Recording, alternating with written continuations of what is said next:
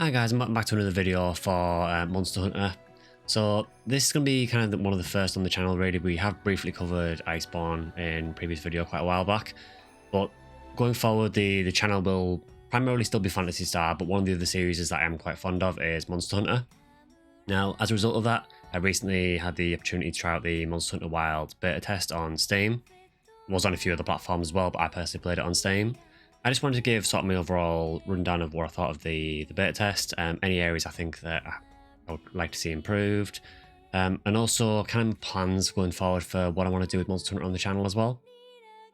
So first of all, just a quick background of my background with Monster Hunter. So the first Monster Hunter I ever tried was the demo of Freedom Unite, and following that, the first actual main game that I played was actually not until World. I've played probably over, I think, about 12 or 1300 hours of World and Iceborne, a few hundred hours of Rise and Sunbreak. I've played Generations Ultimate. So I am definitely one of the newer Monster Hunter fans, and definitely don't go back to the original games like some people do. I do want to go back and try and play some of the old ones at some point though. So obviously with World and Rise, really enjoyed those games. I was always more of a fan of the combat style in World, the more sort of slowed down, more deliberate combat, whereas Rise for me was a bit too fast and honestly a little bit too easy overall. So I was quite glad when I saw Wilds to see it sort of returning back more towards how World was. Now the footage that you see here was actually captured on a live stream that I did of the beta. This was all running on the Steam version. Now I should say this was running with a AMD 7800 X3D CPU and a 7900 XTX graphics card. So I appreciate my PC is on like the upper end of what people were running for this. The first thing I will say about the beta test is that a lot of people had a lot of problems with it just getting it to even run properly. You've probably seen by now a lot of images on places like Twitter of really low polygon monsters and some horrific looking games that people have shown. For some reason the game is just, I don't know if it's really badly optimized or if there's something else going on with it, but for some reason it is very, very hard to run this game well. For reference, even with those specs and with 32GB of RAM, I was still, without using anything like fluid motion frames, I was averaging around 60 FPS. With fluid motion frames, I could get a lot more out of it. I could run it around about 120, but having to use things like frame gen and so on just to get those frame rates isn't really something we should be having to do, I don't think. So that was one of my main criticisms of the beta, just the fact that it was very, very hard for a lot of people to run. We had several people on the stream who said that they couldn't even launch the game, or they tried playing it and it was running at like 10 FPS. So it's hopefully something that Capcom can work on before the release. Now on that, Capcom have actually said that the version that we were playing in the beta test is not the same version that is currently being worked on at Capcom. They said that they have made quite a few changes since that have improved the game, so hopefully there's some performance improvements with that. Now next of all, as you can probably see here, visually the game, providing you can actually run it, does actually look pretty good. I personally don't think it really justifies the requirements that Capcom have stated for it. I think it looks really, really nice. It's a very pretty looking game, but it's nothing revolutionary, I don't think. It looks nice. That's what the best I can say. The environments, I think, in this are absolutely fantastic. The area that you got to play in the beta test was the these like open plains area. This was the only locale that you could go to in the beta test. But it was a huge map, really, much bigger than I expected it to be. And even within that map, there were quite a few different noticeable parts of the map that had quite different, I'm not going to say different biomes, but there were very defined areas of the map. So there were these, I remember there was a cave that was full of crystals.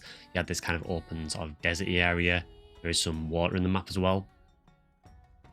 Now, one of the things with Wilds that it does pride itself on is the changing kind of, I'm going to call them seasons. Essentially, as you're playing through, different weather effects will happen on the map and will cause the weather to basically shift as you're fighting things. So at the moment, you can see it's sort of, we're in like kind of a parched desert at the moment. There's like dust blowing everywhere. You can also get things like lightning storms, and then there is a period called, I think it's called the Plenty, where a lot of flowers spring up and it becomes more like grassland.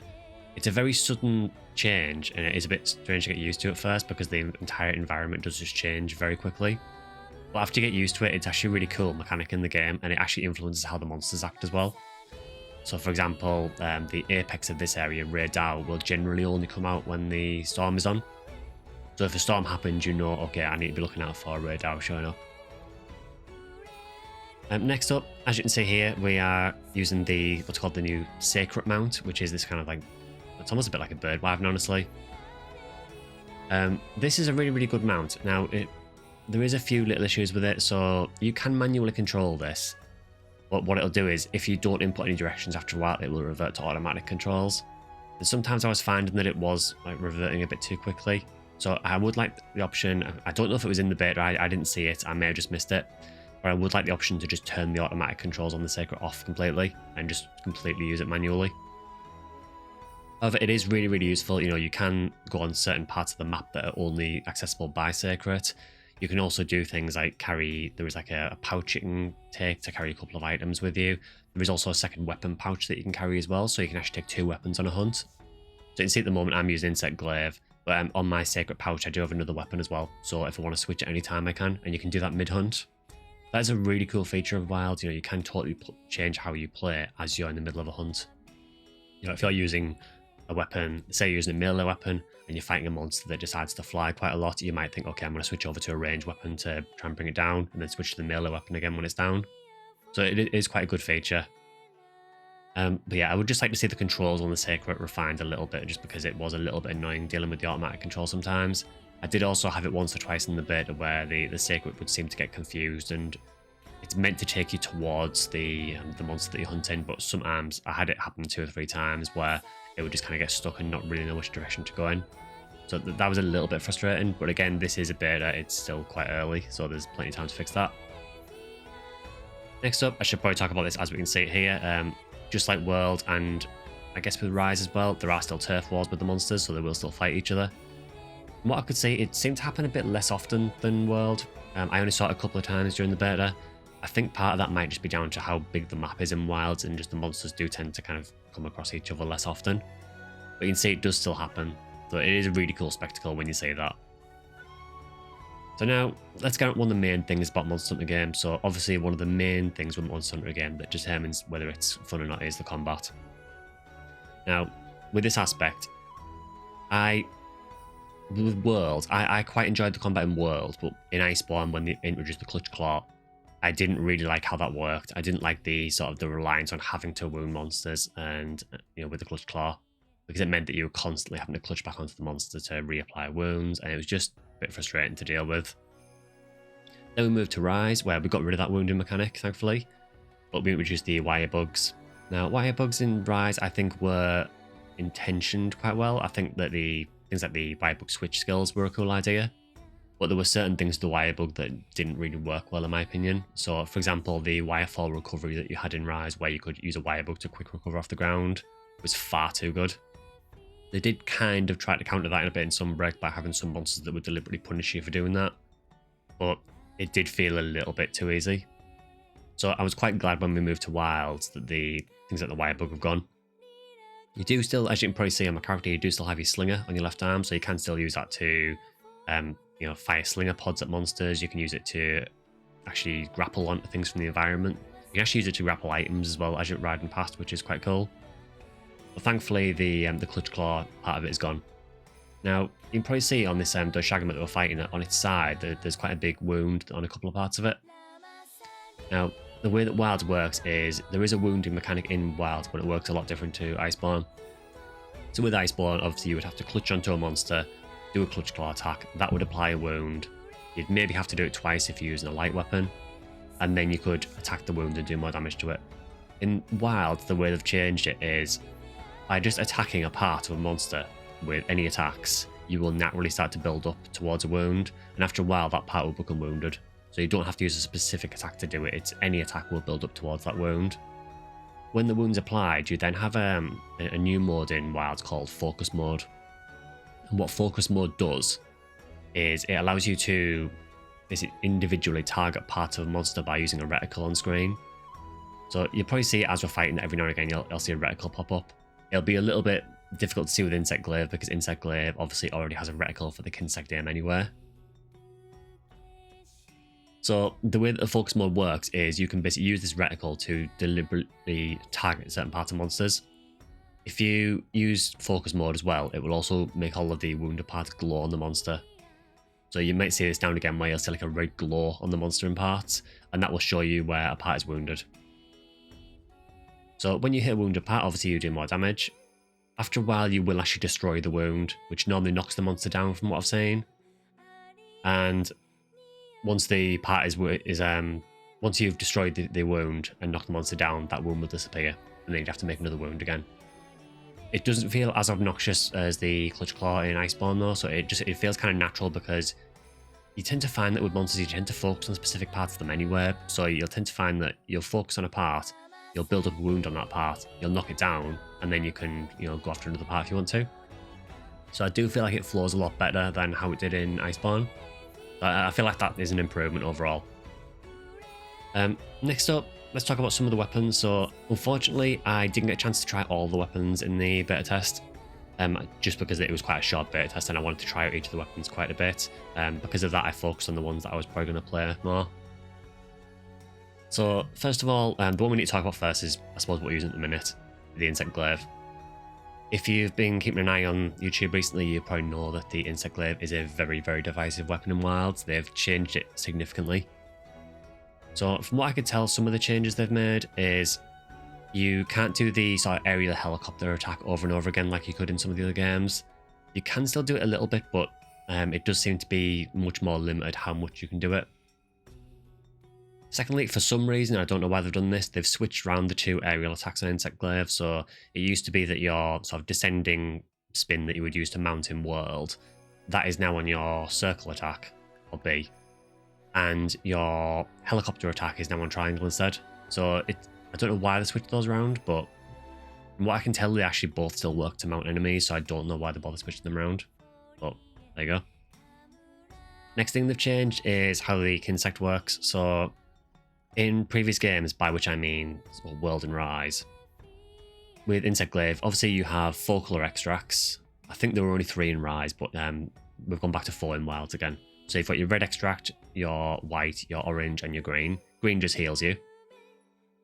Now, the way it used to work in World was that the red extract would basically give you a different move set with Insect Glaive. So Insect Glaive without any extracts is terrible. It has a really, really slow wind up on a lot of its moves, and doesn't really have a lot of its combos. You basically need the red extract to get those extra moves. Then you have white extract, which I believe just gives you slightly increased movement speed, maybe increased attack speed, but I'm not 100% sure on that. And then the orange extract was typically for other buffs. It might be increased defense, or usually there's like a bonus that you get for having all 3 as well. So in some games you'll get free earplugs, in some games you'll get free flinch free. In Wilds though, they've changed a bit. So the main change with the Kinsects, from what I can say, is that red alone now doesn't give you your enhanced moveset. You basically need all 3 extracts to get that moveset now, which to me makes Insect Glaive a lot more frustrating to use. Now there are ways around that to an extent. So every weapon has what's called a focus strike, which is a special attack you do by, I believe you hit, I think it was R1, I think it was, when you're in focus mode. By doing that, you basically do a special move, and there's usually some extra things assigned to it as well, so which dependent on the weapon.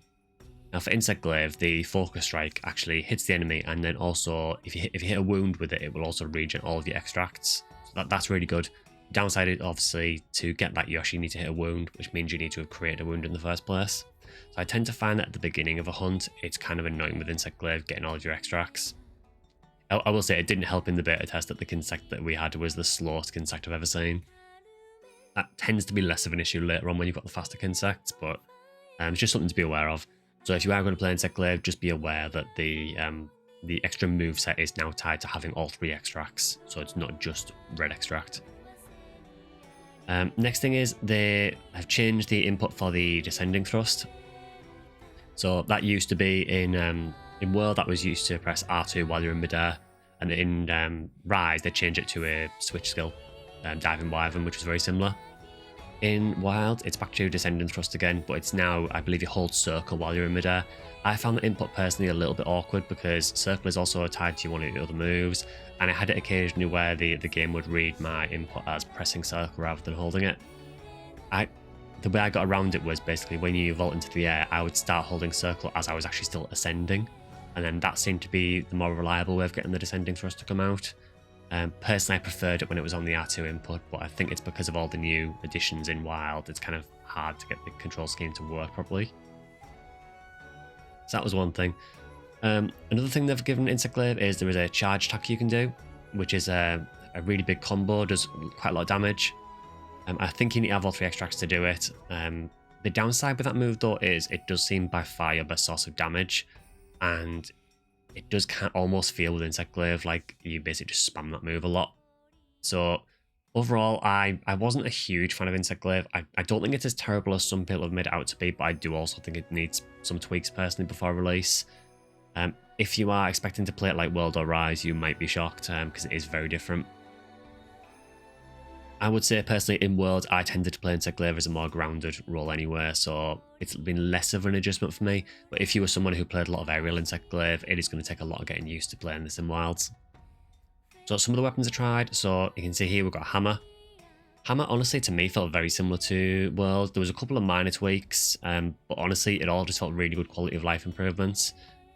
One thing I did notice is that the things like the spinning bludgeons seem to have a bit of a less of a cooldown after you've used them in terms of recovery. So you seem to be able to get away with using them a little bit more. Hammer was actually really enjoyable to use. It was a really fun weapon. A few other weapons I tried Switch Axe, which to me again felt quite similar. There is a few new moves in total, but overall I think if you've played Switch Axe in World or Rise, you're probably going to be quite familiar with it. You can see here actually in the video, so this is the Lightning Storm weather effect, and you can see it said that Radar has appeared. So I think we may actually be going to fight Radar. I think we get destroyed by it the first time though. We do beat it later in the stream. So yeah, Switch Axe was pretty fun. I also tried all of the range weapons, so Bow. Bow's quite an interesting one because its normal shots actually felt quite weak overall. But I think some of that is probably just because the bow that you use in the beta probably isn't very good. However, there is a new thing with Bow where you can use what I call tracer shots. So if you hold, I think you have to hold your aim and then hold square to fire a tracer. If you hit a monster with a tracer, any arrows you then fire will actually home onto that tracer. So you basically have homing arrows. I think you lose the ability after a little bit of time, or if you get hit. But it makes Bow ridiculously good. Bow was incredibly strong because you could just hit things with tracer arrows and just not even worry about aiming. It was kind of ridiculous. Also ridiculous was Longsword. Longsword, as you probably expect, is ridiculous in Wilds. It's been the case for the last few games where Longsword seems to be incredibly strong. It seems to have tons of counters and loads of options for dealing with enemies. I tried it once in a hunt and I honestly felt that Longsword was a bit overpowered. It felt too good. So I would honestly like to see a bit of a Longsword nerf for the release, but I know that obviously Capcom don't tend to nerf Longsword much. So hopefully I get to change a bit before release, but it did feel very strong. So if you are a Longsword main, you're probably going to enjoy it. Any other weapons I tried? So I tried the 2 bow guns as well. Light bow gun is quite cool now.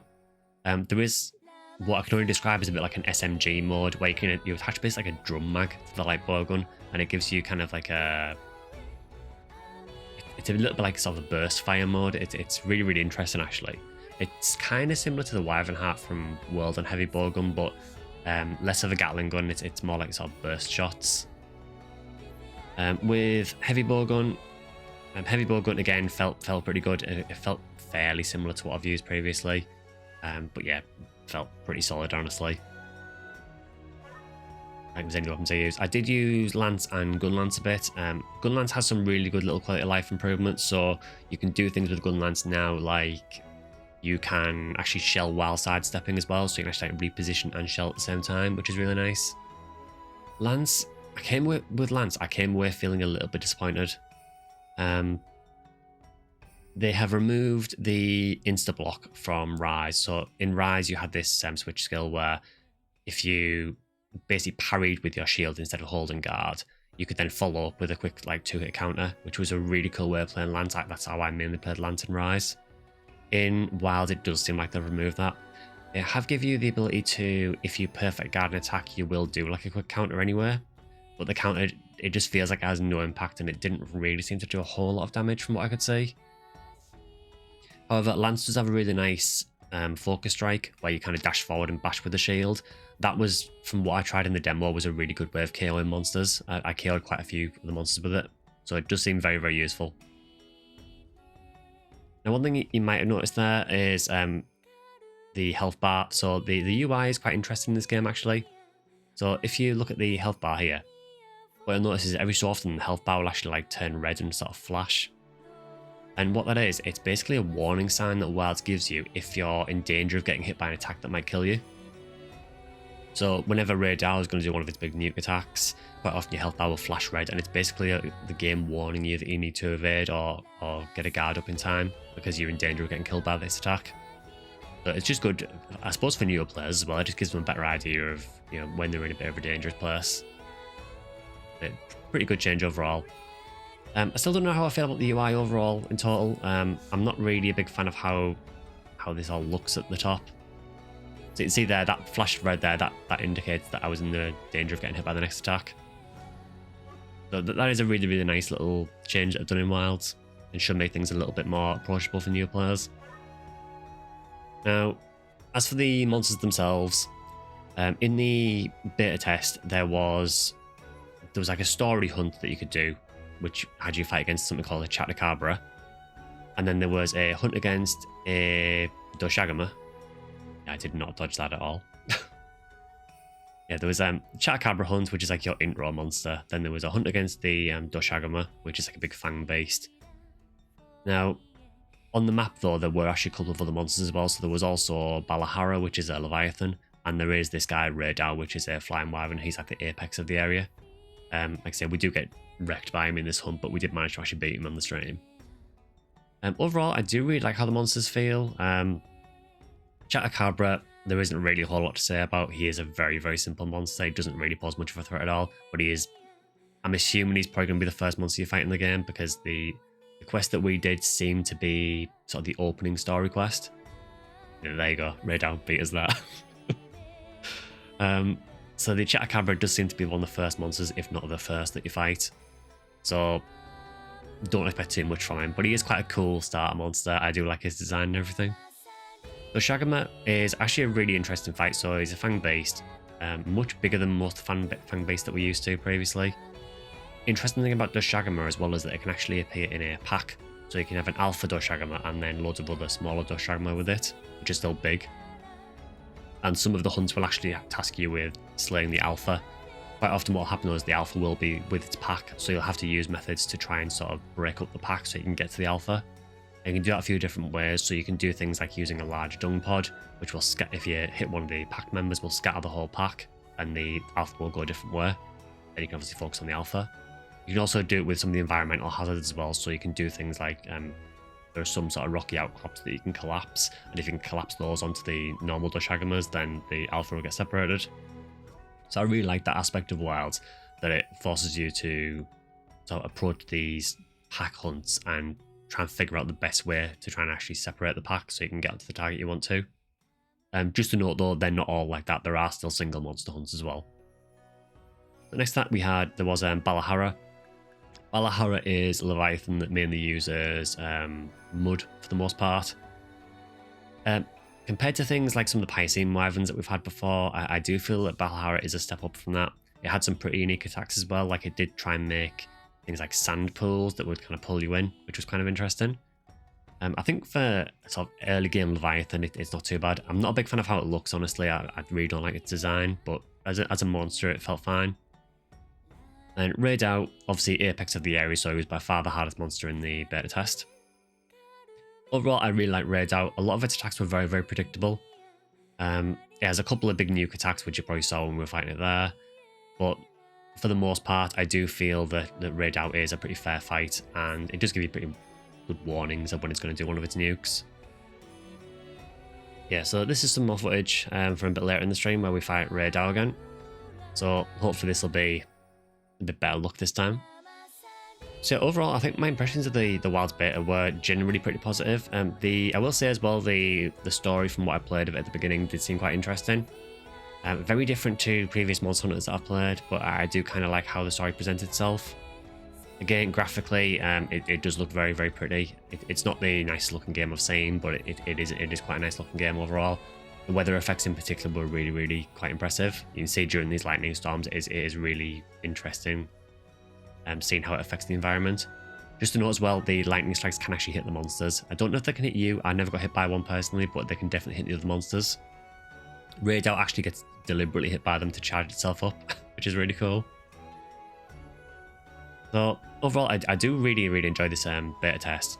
I don't know if Capcom are going to do another one before the release in February. It would be nice if we could get maybe another beta with another locale, maybe the Scarlet Forest, and that would be really cool to see.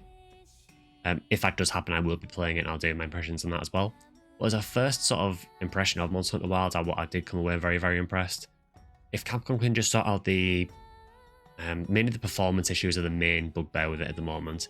I think if Capcom can sort out some of the performance issues with the game, then hopefully that'll bode well for the release. I do feel, as I said, that I think some of the weapons maybe need a bit of a tweak overall, but again, just to reiterate what I said earlier, this build is not representative of what Capcom has currently, and this is an earlier build, so there may have been some tweaks since this beta test that we're not aware of. Should probably just quickly note there, actually, you can see that mounting is still in the game. It's also not like, well, I didn't see a way of actually banging monsters into the wall. It seemed to just be a way of just bringing the monster down again. Also, when you mount monsters, you can inflict wounds on them while you're mounting as well. That seems to be one of the main benefits of mounting monsters in this. You basically mount them, inflict a wound on them and knock them down, and then people can focus on the wound when it's down. So it's good to see mounting sort of back to how it was in, or similar to how it was in World. I really didn't like the whole Wyvern riding thing in Rise because I felt it just trivialized the monsters. Mainly because it meant that whenever two monsters showed up, there was never really any danger of them attacking you because one of them attacked the other one and then you just mount the other one and ride it. So kind of never any threat really in Rise. So I do feel now that if two monsters show up in Wilds, if they don't start fighting each other in a turf war, you do start thinking, oh god, we need to get one of these monsters out of here and try and split them up a bit. Which is how it should be, I think. So yeah, I know this has been just kind of me sort of rambling about the beta for a bit. Just to round this video out, so the plan going forward is I will be extensively covering Monster Hunter Wilds when it releases. I am a big Monster Hunter fan since World. Still haven't learned to dodge that attack. I do learn to dodge it later on. As we get closer to the Wilds release, I am going to cover it more and more. But anyone who's here for the Phantasy Star content, don't worry, I am still going to focus on Phantasy Star as the main content. But I am going to try and pivot over to Monster Hunter a bit as well. So if you're here for either Phantasy Star or Monster Hunter, hopefully you'll find something interesting going forward that you want to watch. As we get to the release in February, we will probably play it a bit on stream as well. So at the moment I do 2 streams a week, and typically one is Phantasy Star related and one is other games. Lately we have been doing a lot more Phantasy Star in general though. Once Wilds releases, I will be probably streaming Wilds quite a bit as well. So if you are interested in getting it, I am down for playing with viewers when it releases. It is going to be cross-play as well, if anyone hasn't seen that. So regardless of what platform you're on, you should still be able to play. So thankfully, Capcom have decided to finally embrace cross-play with Monster Hunter, which is fantastic. Yeah, once the game releases, we'll play it quite extensively. I might try and do some guides, like similar to how I do guides for PSO as well. We'll see how it goes and how familiar I feel with the game when it releases. But yeah, we may do some guide videos once the game comes out. As usual, if you've enjoyed this kind of video and if you want to see more Monster Hunter content, feel free to leave comments down below. I do typically a couple of videos a week and 2 streams a week as well. You can also follow me over on Twitch at Section Skyline, where I do multi-stream to Twitch and YouTube at the same time. You can also follow me on X at Section Skyline, and additionally we do have a Discord that you can join as well, where we do actually have a Monster Hunter section as well. So people tend to play World, Rise, some of the older games as well. So feel free to join us over there. So if you are looking for someone to play Monster Hunter with as well, I'm sure there'll be someone there that we can play with. Yeah, hope you enjoyed this video about me just kind of rambling about Monster Hunter Wilds and how much I love the game. And hopefully see some of you in February for the full release. Yeah, hope you enjoyed watching, and I'll see you in the next one.